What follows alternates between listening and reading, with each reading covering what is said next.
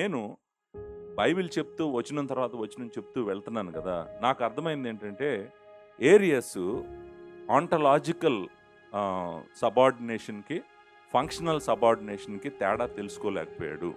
అది కొలస్సీలకు రాసిన పత్రిక నుంచైనా, లేకపోతే కీర్తనలు 2వ అధ్యాయమైనా, మొదటి కొరింథీయులకు రాసిన పత్రిక 15వ అధ్యాయంలోనైనా కూడా మనం ఈ వచనాలను సందర్భంలో చూస్తూ చదివితే గనక మనకు ఏం అర్థమవుతుందంటే, ఆంటలాజికల్ ఈక్వాలిటీ, ఫంక్షనల్ సబార్డినేషన్ ఈ రెండిట్లో ఏరియస్ తప్పు అర్థం చేసుకున్నాడు. అంటే అర్థం ఏంటంటే, ఇప్పుడు ontological equality and functional subordination అంటే ఏంటో చెప్తాను, మనకు అర్థం కావటం కోసం చెప్తాను.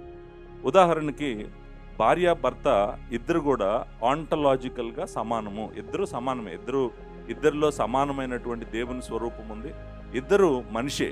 సో అది మనము ఆంటలాజికల్ ఈక్వాలిటీ అంటాం. అంటే అర్థం ఏంటంటే, వాళ్ళు ఏమై ఉన్నారో వాళ్ళిద్దరు దాంట్లో సమానంగా ఉన్నారు, స్త్రీ పురుషుడు అనేటువంటిది. కానీ ఫంక్షనల్గా వాళ్ళిద్దరు సమానము కాదు, ఫంక్షనల్ సబార్డినేషన్ ఉంది. అంటే అర్థం ఏంటంటే, భర్త కుటుంబానికి నాయకత్వం వహించాలి, భార్య భర్తకు లోబడాలి, భర్త భార్యను ప్రేమించాలి. సో అక్కడ ఆయన శిరస్సుగా ఉన్నప్పుడు ఆమె ఆయనకు లోబడాలి.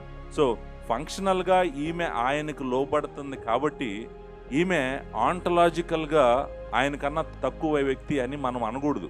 దాన్ని ontological equality and functional subordination అంటాము. నేను అనుకుంటాను ఏరియస్ చేసిన బిగ్ మిస్టేక్ ఏంటంటే, తండ్రితో సమానుడైనటువంటి క్రీస్తును ఫంక్షనల్ సబార్డినేషన్ ఉన్న వర్సెస్ అన్నీ కూడా ఆంటలాజికల్ సబార్డినేషన్ అనుకొని తండ్రికి సమానుడు కాదు అని, కలిగిన వాడు అని చెప్పి బోధించడం మొదలు పెట్టాడు అనమాట.